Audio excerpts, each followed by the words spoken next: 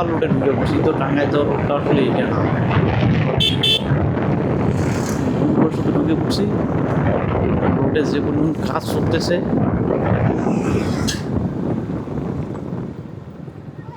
রাস্তার বেহাল অবস্থা। এখান থেকে আরো 25 কিলোমিটার যাইতে হবে।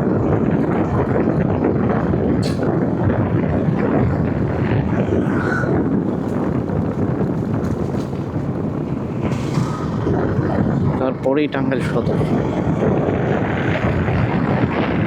25 কিলোমিটার এই রোডে আসলে সময় লাগবে একটু। যদি হাইওয়ে রোড হতো তাহলে তো তাড়াতাড়ি যাওয়া যেত। এই রোডটা একদম পুরোটাই একদম বেহাল অবস্থা।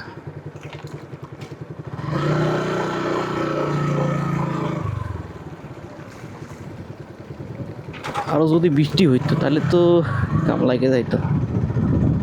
যাই হোক, আজকে এখনো বৃষ্টি নাই, যেহেতু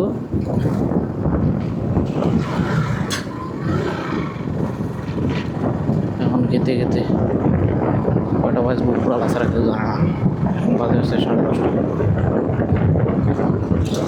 আশা করা যায় 11টা 11:30টার মধ্যে চলে যাবে।